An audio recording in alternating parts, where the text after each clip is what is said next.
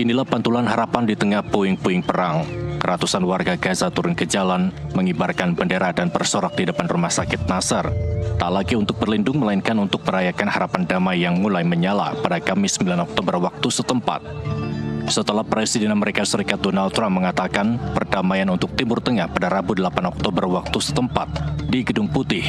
Dan setelah berbulan-bulan konflik yang menelan puluhan ribu korban jiwa, Israel dan Hamas akhirnya menyepakati gencatan senjata yang diharapkan menjadi jalan menuju akhir perang. Alhamdulillah, اليوم أعلن الرئيس ترامب إنه الحرب وقفت، وإحنا والله كثير مبسوطين إنه الحرب وقفت، وهذا إشي مفرح والله إلنا، وبنشكر إخواننا أي حد ساهم ولو بالكلام عن إنه يوقف هذا الحرب ووقف شلال الدماء، ونشكر باقي إخواننا في مصر وقطر على هذه الجهود لإيقاف هذه الحرب. Perjanjian ini disebut akan membawa pembebasan para sandera yang masih hidup dalam beberapa hari ke depan. Sebuah langkah besar dalam upaya menghentikan derita panjang di jalur Gaza. طبعا الحمد لله على وقف اطلاق النار ووقف شلال الدماء والقتل، وطبعا مش انا بس لحالي فرحان، كل قطاع غزه فرحان، بل كل الشعب العربي كل العالم فرحان بوقف اطلاق النار ووقف شلال الدماء. كل الشكر والحب للي وافقوا معنا ووقفوا معنا وساهموا بوقف شلال الدماء، وكل الحب لكم من قطاع غزه. فالحمد لله برغم الجراح ورغم الإبادات التي صارت بنا والفقدان الأحبة والأقارب، لا زلنا اليوم مبسوطين وبفرحة كبيرة بسبب وقف إطلاق النار، والحمد لله رب العالمين. فرغم الحزن طبعا وفقدان يعني من قيمة كم يوم برضو فقدت ابن أولاد عمي وأصحابي، ومن قيمة أسبوع تقريبا فقدت يعني عندي أغلى ما أملك برضو جدي الله يرحمه، ولكن نزلنا اليوم برضو مبسوطين. Suasana sukacita di Khan Yunis menjadi simbol kelegaan, namun juga pengingat bahwa damai yang dirayakan hari ini masih membutuhkan keyakinan dan keberanian untuk dipertahankan. NTV melaporkan. Sukacita warga Gaza menyambut gencatan senjata mengiringi asa terwujudnya perdamaian di Palestina. Pemirsa, bagaimana kelanjutan kesepakatan gencatan senjata? Apakah damai di Palestina bisa berubah dari asa menjadi nyata? Mari sama-sama kita bahas bersama narasumber kami yang terhubung melalui sambungan Zoom. Dari Solo, Jawa Tengah, ada Guru Besar Hukum Internasional Universitas Indonesia, Profesor Hikmahanto Juwana. Selamat malam, Prof. Selamat malam, Mas Doni. Sehat, terima kasih ya? Bersama kami. Sehat, Prof. Prof, ini gencatan senjata beneran basa-basi atau gimana nih, Prof? Menurut saya beneran. Jadi menurut saya ini betul-betul akan dilaksanakan. Kenapa saya mengatakan seperti itu? Karena pada waktu terjadi kesepakatan, sebelum terjadi kesepakatan lah, beberapa waktu sebelum terjadi kesepakatan, Presiden Trump mengatakan kepada Perdana Menteri Netanyahu bahwa Anda nggak bisa melawan dunia. Karena dunia itu sudah marah dengan Perdana Menteri Netanyahu yang terus melakukan serangan ke Gaza. Ya. Jadi oleh karena itu, menurut Presiden Trump, maka yang terbaik itu adalah ya Netanyahu mau tanda kutip ya, mau menerima proposal yang diajukan oleh Presiden Trump. Jadi seperti itu.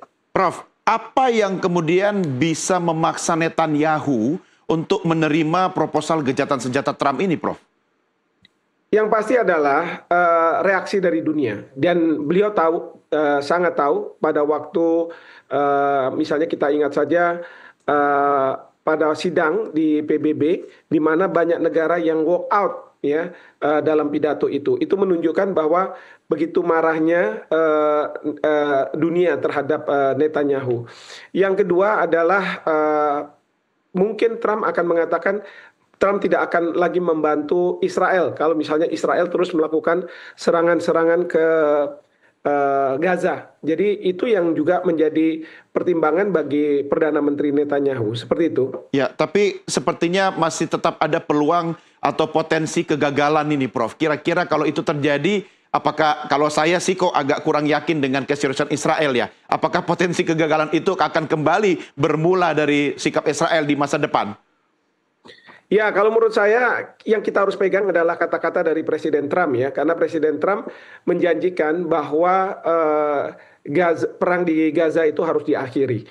Ya, jadi pertama adalah apa yang disampaikan oleh Trump, yang kedua adalah pengawalan oleh masyarakat internasional negara-negara terhadap masalah ini, dan ketiga akan adanya pasukan yang ada di Gaza nantinya dari Timur Tengah dan nantinya mungkin dari negara-negara lain termasuk Indonesia yang disebut sebagai International Stabilization Force. Jadi ini yang akan menggantikan pasukan IDF dan mereka ini tugasnya adalah menjaga perdamaian, seperti itu. Ya, Prof, kalau kita kaitkan dengan hukum internasional, seberapa mengikat sih kemudian perjanjian gencatan senjata ini secara hukum internasional?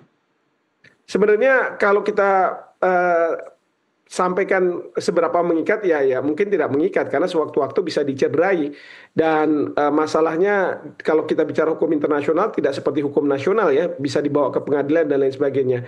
Oleh karena itu yang terpenting adalah bagaimana Benjamin Netanyahu betul-betul dia mau tunduk dengan aturan-aturan, dan selalu dia mengatakan bahwa yang penting adalah sandera harus dikeluarkan dari Gaza dan kemudian juga hidup maupun mati, ya itu yang menjadi patokan utama sekarang yang diinginkan oleh Netanyahu. Artinya tidak akan ada sanksi secara hukum internasional bagi negara pelanggarnya ya Prof ya? Betul sekali. Jadi tidak akan ada sanksi seperti kalau misalnya mereka melakukan kesalahan-kesalahan yang ada di dalam konteks hukum nasional seperti itu, one prestasi. Ya. Gitu. Prof Hik, apa sebenarnya dari kacamata atau perspektif Benjamin Netanyahu, benefit apa sih yang dia dapatkan kalau kesepakatan ini kemudian akhirnya disetujui?